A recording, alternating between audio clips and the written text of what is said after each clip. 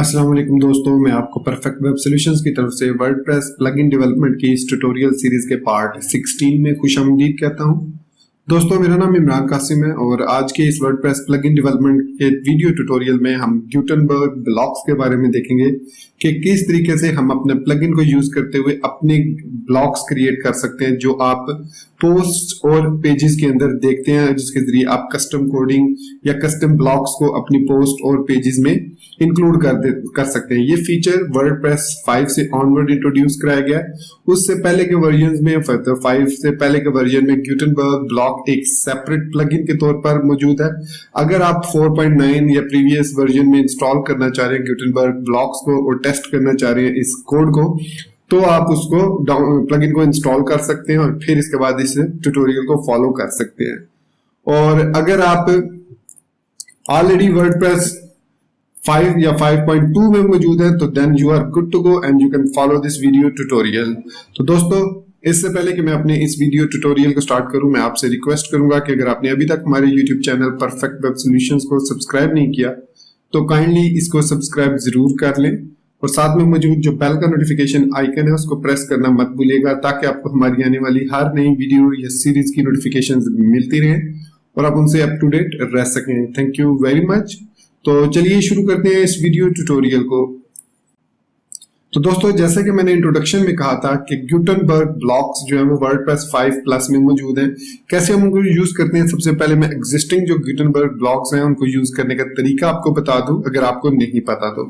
आप किसी भी पेज या पोस्ट को ओपन कर लीजिए। मैं यहाँ पर पेजेस में जाता हूँ और यहाँ पर मैंने एक ब्लॉक्स टेस्ट के नाम से एक पेज क्रिएट किया हुआ है। इसको मैं एडिट करता हूँ और इसके बाद इसमें मैं यहाँ से इसमें एम्प्टी है, कोई ब्लॉक मौजूद नहीं है, तो मैं यहाँ पर प्लस पर क्लिक करता हूँ ऐड ब्लॉक, या फिर यहाँ पर प्लस पर क्लिक करता हूँ तो ऐड ब्लॉक का हमारे पास फीचर आ जाता है। सो प्लस पर क्लिक करता हूँ तो यहाँ पर हमारे पास 6 कैटेगरीज आ जाती हैं। 1 2 3 4 5 कैटेगरीज हैं और एक जो है मोस्टली यूज्ड, जो कॉमनली यूज्ड जो हमारे पास कंपोनेंट ब्लॉक्स हैं वो आएंगे। इसमें हमारे पास कॉमन ब्लॉक्स हैं, फिर हमारे पास फॉर्मेटिंग ब्लॉक्स हैं, फिर हमारे पास लेआउट ब्लॉक्स हैं, फिर हमारे पास विजेट्स ब्लॉक्स हैं और फिर एम्बेडेबल ब्लॉक्स हैं। अब हम इनमें से किसी भी एक ब्लॉक के अंदर अपना ब्लॉक जो है वो ऐड कर सकते हैं और फिर उसको इंसर्ट कर सकते हैं अपनी पोस्ट या पेजेस के अंदर। इसके अलावा अगर हम चाहें तो यहाँ पर कस्टम डायरेक्टरी भी, मतलब कस्टम फोल्डर, जिस तरह की ये फोल्डर्स हैं, इस तरह का कस्टम हम ऑप्शन भी या ब्लॉक भी क्रिएट कर सकते हैं और उसके अंदर अपना ब्लॉक, सब ब्लॉक जो है वो ऐड कर सकते हैं। तो सबसे पहले आज के वीडियो ट्यूटोरियल में हम देखेंगे कि किस तरीके से हम सिंपल ब्लॉक क्रिएट कर सकते हैं जो कि कुछ ज्यादा काम नहीं करेगा, लेकिन यहाँ से ऑनवर्ड हम आगे इसको इम्प्रूव करते जाएंगे। आने वाले 4 या 5 वीडियो ट्यूटोरियल में हम कंप्लीटली डायनामिक ब्लॉक बनाना सीखेंगे, जिसमें ऑप्शंस भी होंगे, जिसमें आप इसके अलावा आप उसमें उसकी स्टाइलिंग भी ऐड कर सकते हैं और उसके अलावा डायनामिक वैल्यूज जैसे शॉर्ट कोड्स हो गया, जैसे पोस्ट के फीचर्स हो गए, वो सारे भी उसके अंदर एम्बेड कर सकेंगे। तो चलिए प्रैक्टिकली करके देखते हैं कैसे हम एक सिंपल सा ब्लॉक क्रिएट करते हैं, कौन कौन से इसके लिए फंक्शन चाहिए, कौन कौन सी हमें हुक्स चाहिए इसके लिए। तो हम जो अपना ब्लॉक है वो लेआउट एलिमेंट्स के सेक्शन में, इस सेक्शन में ऐड करेंगे। तो मैंने यहाँ सबलाइम टेक्स्ट एडिटर ओपन किया हुआ है जिसमें हमारा प्रोजेक्ट WP Dev के नाम से लोडेड है और यहाँ पर हमारे पास हमारे प्लगइन्स के फोल्डर में PWSPK प्लगइन डेव के नाम से फोल्डर मौजूद है। यहाँ पर मैं क्या करूंगा, इसमें PWS plugin dev.php फाइल के अंदर यहाँ पर, या फिर मैं अलग से एक क्लास बना लेता हूँ। यहाँ पर इंक्लूड के फोल्डर में एक नई फाइल क्रिएट कर लेता हूँ, उसको नाम दे देता हूँ blocks.php। तो ब्लॉक से रिलेटेड सारी कोडिंग हम इस फाइल के अंदर करेंगे और फिर इसको मैं यहाँ पर इंक्लूड कर लेता हूँ।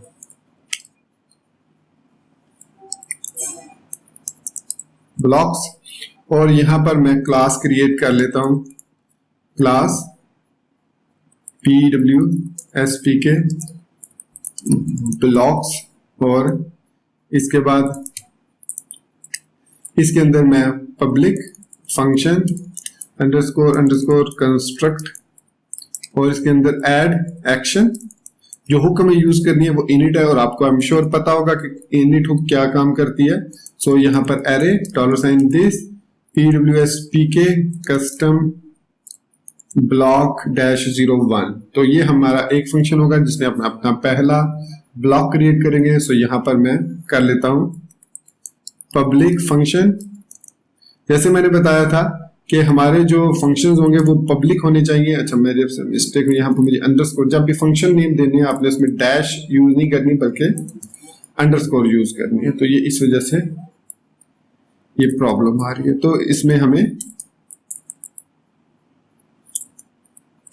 ये पब्लिक फंक्शन हमने क्रिएट कर लिया PWSP के कस्टम ब्लॉक 01। अब इसके अंदर हमें जो हमारे पास गुटेनबर्ग ब्लॉक्स हैं वो दो, मतलब सर्वर साइड रनिंग और क्लाइंट साइड रनिंग पर काम करते हैं। सर्वर साइड में हम डेफिनेटली PHP के अंदर काम करेंगे और सर्वर साइड में हमें यहाँ पर एक स्क्रिप्ट फाइल चाहिए होगी क्योंकि ये डायनामिकली भी इंजेक्ट होते हैं इनसाइड योर गुटेनबर्ग ब्लॉक्स। तो इसके लिए सबसे पहला जो काम करना होता है वो हमें रजिस्टर करना होता है स्क्रिप्ट्स और स्टाइल्स को। तो यहाँ पर हम एक सिंपल स्क्रिप्ट को रजिस्टर करेंगे और वो स्क्रिप्ट हम क्रिएट करेंगे एसेट्स के फोल्डर में, और यहाँ पर हम यूज करेंगे JS का फोल्डर और इसमें क्रिएट करेंगे न्यू फाइल blocks.js फाइल। तो इसके अंदर हमारा JS का कोड ऐड होगा। फिलहाल मैं इसमें लिख देता हूँ अलर्ट हेलो वर्ल्ड, तो ताकि हमें पता चल जाए कि जब ये हमारा स्क्रिप्ट एम्बेड होता है तो ये अलर्ट का मैसेज डिस्प्ले होता है या नहीं। तो वापस ब्लॉक्स में आते हैं। तो यहाँ पर अब हमने सबसे पहले इस स्क्रिप्ट को रजिस्टर करना है। सो WP रजिस्टर स्क्रिप्ट, पहला इसका हैंडल होगा। सो PWSP के ब्लॉक स्क्रिप्ट कॉमा, फिर इसके बाद इसका पाथ होगा। So plugin URL dot slash assets /js /blocks.js file. तो ये हमने इसको पाथ दे दिया। उसके बाद नेक्स्ट में हमें डिपेंडेंसीज देनी है कि ये जो ब्लॉक्स हैं ये दो आगे लाइब्रेरीज हैं जिन पर ये डिपेंडेंट है। अगर वो एग्जिस्ट नहीं करेंगे तो हमारा ये ब्लॉक जो है ये स्क्रिप्ट लोड नहीं होगा। पहला है WP ब्लॉक्स और दूसरा है WP एलिमेंट। ये बहुत दो इंपॉर्टेंट जो हमारे पास ब्लॉक के फंक्शंस हैं या लाइब्रेरीज हैं, इनके बगैर हमारे पास जो गुटेनबर्ग ब्लॉक्स हैं वो काम नहीं करते। तो ये हमने सक्सेसफुली अपने ब्लॉक को रजिस्टर कर दिया और यहाँ पर मैं लिख देता हूँ न्यू PWSP के ब्लॉक्स, ताकि ये साथ ही जैसे इंक्लूड हो ये साथ ही इनिशियलाइज भी हो जाए क्लास, और हमारा जो फंक्शन है ये कंस्ट्रक्ट का एग्जीक्यूट होगा और ये रजिस्टर कर देगा स्क्रिप्ट को। उसके बाद रजिस्टर ब्लॉक टाइप, ये हमारे पास फंक्शन है रजिस्टर ब्लॉक टाइप। ये देख सकते हैं WP इंक्लूड्स के अंदर blocks.php में लाइन नंबर 26 पर ये मौजूद है जो दो आर्ग्यूमेंट्स लेता है, एक नेम और एक एरेज ऑफ आर्गुमेंट। इसमें काफी सारी वैल्यूज हैं एरेज में, वो हम स्टेप बाय स्टेप देखेंगे। आज हम पहली इसकी जो वैल्यू है उसको देखेंगे। सो यहाँ से मैं इस एरे को खत्म कर देता हूँ और यहाँ पर मैं नेम में दे देता हूँ। अब नेमिंग कन्वेंशन में हमेशा अपने ध्यान में रखना है कि जब भी आप इसकी नेमिंग देंगे तो इसको एक नेम स्पेस के साथ दें ताकि आपकी कन्फ्लिक्शन ना हो किसी दूसरे प्लगइन के साथ। मतलब आप स्ट्रिंग भी दे सकते हैं, स्ट्रिंग देने में ये प्रॉब्लम है, अगर वही नेम कहीं और एग्जिस्ट करता हुआ तो प्रॉब्लम हो सकती है। तो यहाँ पर मैं नाम दूंगा PWSP के, सबसे पहले अपने प्लगइन का नाम लिखूंगा। इसके अलावा ये क्लासेस भी जनरेट करता है इसी की बेस पर। सो PWSP के ब्लॉक्स, ये मैंने इसको ये ब्लॉक 01 मैंने इसको नाम दे दिया। सो ये हमारा हो गया नेमिंग कन्वेंशन स्लैश जरूर दी, ये एक नेम स्पेस हमने क्रिएट किया जिसमें ये हमारे पास नेम स्पेस होगी और ये उसका नेम होगा। सॉरी, तो ये जो चीज है ये पोर्शन हम सेम रखेंगे। अगर इसके अलावा भी हमें क्रिएट करने हुए ब्लॉक या रजिस्टर करने हुए स्क्रिप्ट या ब्लॉक टाइप्स, तो हम इस नेम को सेम रखेंगे, सिर्फ इसको डिफरेंट करेंगे। सो इसको सेव किया और आर्ग्यूमेंट्स में हम देंगे एरेज, और अभी हम एक ही इसमें वैल्यू देंगे, इसमें वैल्यू देंगे हम एडिटर स्क्रिप्ट। मतलब ये बहुत इंपॉर्टेंट है इसको देना ताकि ये इस ब्लॉक को, ये जो हमने रजिस्टर किया है इसको लोड करे जब हम ब्लॉक्स के ऊपर जाएंगे। सो ये हमने नेम और ये हमने आर्ग्यूमेंट्स दे दिए इस कस्टम ब्लॉक को। तो हमारा ब्लॉक जो है वो सक्सेसफुली रजिस्टर हो चुका है और हमने इसको यहाँ पर इंक्लूड भी कर लिया है। सो डेफिनेटली हम वापस आएंगे यहाँ पर और इसको रीलोड करेंगे पेज को। अगर यहाँ पर अलर्ट का मैसेज आ गया तो इट मीन हमारा ब्लॉक सक्सेसफुली रजिस्टर हो चुका है। तो उसके बाद हम उस पर कोडिंग करेंगे स्क्रिप्ट में। सो मैं यहाँ पर इसको रीलोड करता हूँ, रीलोड। सो दोस्तों यहाँ पर हमने देखा हेलो वर्ल्ड लिखा हुआ आ गया, जो हमने यहाँ पर blocks.js में ये वाला लिखा था। सो इट मीन्स हमारा ये स्क्रिप्ट फाइल जो है वो ये सक्सेसफुली लोड हो चुकी है। अब इसके अंदर हमने कोडिंग करनी है। सो कोडिंग क्या करनी है, हमने इस फंक्शन इसके अंदर दोनों WP ब्लॉक्स और WP एलिमेंट जो हमारे पास ग्लोबल ऑब्जेक्ट्स हैं उनको यूज करना है और उनको इनिशियलाइज करना है, और इनिशियलाइज करने के बाद उनको एज एन ऑब्जेक्ट लेकर हमने इसके अंदर फंक्शनैलिटी को ऐड करना है। इस तरीके से यहाँ पर ब्रैकेट लगाएंगे और इसके अंदर लिखेंगे फंक्शन। पहले हम पास करेंगे ब्लॉक्स, फिर हम पास करेंगे एलिमेंट। ये बहुत जरूरी है। अगर मैं अभी आपको बताता हूं कि अगर हम ऐसा नहीं करते तो क्या होता है। और फिर उसके बाद window dot WP dot blocks और window dot WP dot element global objects हमने क्रिएट किए जो कि एक्सेसिबल होंगे। जिनको हमने यहाँ पर एक्सेस किया ग्लोबल ऑब्जेक्ट्स को, ये देख सकते हैं आप, ये मौजूद है हमारे पास दोनों एलिमेंट और ब्लॉक्स। अब उसके बाद यहां पर हमें सबसे पहले एक एलिमेंट क्रिएट करना है with name EL is equal to element dot create element. So जो भी कस्टम एलिमेंट यहां पर पास होगा उसको ये क्रिएट कर देगा और इस EL के वेरिएबल में सेव कर देगा। उसके बाद सेम जिस तरह हमने अभी PHP में लिखा है तो यहां पर भी हम blocks dot register block type. अब देख सकते हैं कि ये नेम और जो नाम हमने यहाँ पर लिखा है रजिस्टर ब्लॉक टाइप ये सेम है। सिर्फ डिफरेंस ये है कि ये अंडरस्कोर के साथ है और यहाँ पर हमने अंडरस्कोर नहीं यूज किया बल्कि कैमल केस यूज किया। सो इसका पहला जो आर्गुमेंट है सेम आर्गुमेंट होगा ये वाला, तो इसको सेम इसी को कॉपी करना है आपने और यहाँ पर करना है पेस्ट। और सेम उसी तरीके से दूसरा जो है वो एरेज है, लेकिन यहाँ पर हम उसको ऑब्जेक्ट पास करेंगे in the form of object. पहला इसकी पहली की होगी टाइटल, सो जो आपको एडिटर के अंदर नजर आएगा। सो PWS PK ब्लॉक ये उसमें लिखा हुआ नजर आएगा। दूसरा इसका आइकन पास करना होता है। सो आइकन हम यहाँ पर डैश आइकन्स यूज कर सकते हैं जो कि वर्डप्रेस के अंदर बिल्ट इन ऑप्शन है डैश आइकन्स का।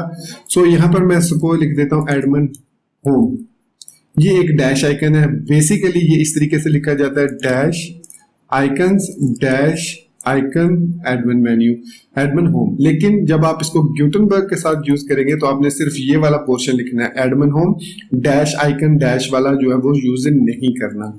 थर्ड में इसमें कैटेगरी के किस कैटेगरी में आपने इसको यूज करना है, सो हमने इसको यूज करना है लेआउट कैटेगरी में।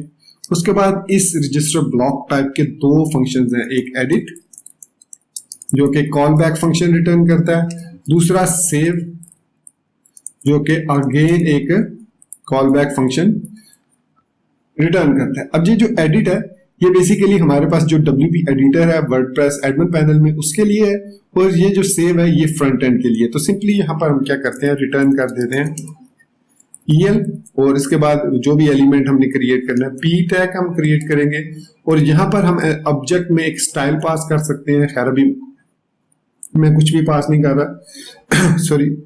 तो थर्ड पैरामीटर में हम यहाँ पर जो भी स्ट्रिंग पास करना चाह रहे हैं, जैसे hello I am in sorry, हम यहाँ पर इस तरीके से hello I am in editor ये लिखा, फिर इसी को कॉपी कर लेते हैं और यहां पर पेस्ट कर देते हैं I am in front end. अब ये जो कोड है ये हमें नजर आएगा एडमिन पैनल में और ये कोड हमें फ्रंट एंड में नजर आएगा। इसको सेव करते हैं, सेव करने के बाद रीलोड करेंगे हम इस ब्लॉक को, एक दफा अपडेट कर लेते हैं और एक दफा रीलोड कर लेते हैं इसको। और अब यहां पर जब मैं प्लस पर क्लिक करूंगा तो यहां पर लेआउट्स के अंदर हमारा PWS PK block with admin home जो है ये वाला एडमिन होम डैश आइकन ये नजर आ रहा है मौजूद है। जैसे ही मैं इस पर क्लिक करूंगा ये वाला जो कोड है यहाँ पर ऐड हो गया, ठीक हो गया। तो अगर आप इसको कोई स्टाइलिंग वगैरह देना चाह रहे हैं तो यहाँ पर आप इसको एक वेरिएबल क्रिएट कर सकते हैं, जैसे admin style is equal to background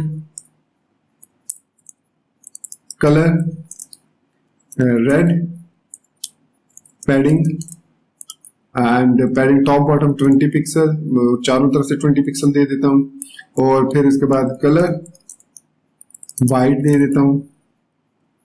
इसके अलावा जो भी आप स्टाइलिंग देना चाहें एडमिन के लिए दे सकते हैं। फिर इसी तरीके से आप इसको सिंपल स्टाइलिंग भी दे सकते हैं फॉर फ्रंट एंड। तो मैं इसको सिंपल स्टाइल कह देता हूँ और इसका बैकग्राउंड में यहाँ पर येलो कर देता हूँ। बाकी जो फीचर्स है वो सेम होंगे। अब इनको यहाँ पर हम एम्बेड करते हैं किस तरीके से, स्टाइल, ये एडमन स्टाइल है और इसी तरीके से स्टाइल, ये हमारा सिंपल स्टाइल है। तो ये हमने इंजेक्ट कर दिया इसको यहाँ पर स्टाइलिंग को भी। तो अब हम बढ़ते हैं अपने इस ब्लॉक की तरफ, इसको करते हैं हम रीलोड और यहां पर अब दोबारा प्लस पे क्लिक करेंगे, हम लेआउट्स में जाएंगे और PWSP के ब्लॉक पे क्लिक करेंगे और अब आप देख सकते हैं कि इसका बैकग्राउंड जो है वो रेड हो चुका है, कलर इसका व्हाइट हो चुका है, पैडिंग इसमें 20 चारों साइड से आ चुकी है जो हमने स्टाइलिंग ये वाली ऐड की है। तो इसी तरीके से अगर मैं इसको अपडेट करता हूं और अपडेट करने के बाद मैं प्रीव्यू करता हूं तो यहाँ पर आप देख सकते हैं कि इसका जो बैकग्राउंड है वो येलो है, कलर जो है व्हाइट है, पैडिंग इसकी 20 पिक्सल है चारों तरफ से, जो स्टाइल हमने ये वाला दिया है। तो इस तरीके से हम जो है वो कस्टम ब्लॉक्स ग्यूटेनबर्ग्स के लिए क्रिएट कर सकते हैं। सो ये है सिंपल तरीका ग्यूटेनबर्ग्स ब्लॉक को क्रिएट करने का। तो अगर नेक्स्ट वीडियो ट्यूटोरियल में हम इसको फर्दर कस्टमाइज करेंगे, देखेंगे किस तरीके से हम एक्सटर्नल CSS इसमें एम्बेड कर सकते हैं, फिर हम देखेंगे कि किस तरीके से हम इसमें डायनामिक वैल्यूज फेच कर सकते हैं, कैसे हम दूसरे कोड को प्रोसेस कर सकते हैं, कैसे यहाँ पर जिस तरीके से ये अगर मैं यहाँ पर आता हूँ ट्विटर एम्बेड्स में, ट्विटर पे आता हूँ तो यहाँ पर एक ब्लॉक ओपन होता है, ये देख सकते हैं, और यहाँ पर हमें URL देनी होती है और जैसे ही वो URL देंगे हम, जैसे मैं यहाँ पर PWSP लिख के एम्बेड करता हूँ तो यहाँ पर ये एम्बेड हो जाएगा। वो कह रहा है कंप्लीट URL दें, सो twitter.com/pwspkjlm एम्बेड करते हैं तो ये एम्बेडिंग और ये एम्बेड हो जाएगी हमारे इस पेज में। सो कह रहा so the content could not be embedded है। एनीवेज हम इसी तरह के ब्लॉक्स को ऐड करना सीखेंगे आगे आने वाले वीडियो ट्यूटोरियल में। तो दोस्तों ये तो हमारा सिंपल सा वीडियो ट्यूटोरियल कि किस तरीके से हम अपने प्लगइन को यूज करते हुए ग्यूटेनबर्ग्स ब्लॉक्स को क्रिएट कर सकते हैं इन वर्डप्रेस 5 या 5+ जो भी वर्जन है। लेसर वर्जन के लिए आपको ग्यूटेनबर्ग ब्लॉक्स को अलग से इंस्टॉल करना पड़ता है एज अ प्लगइन।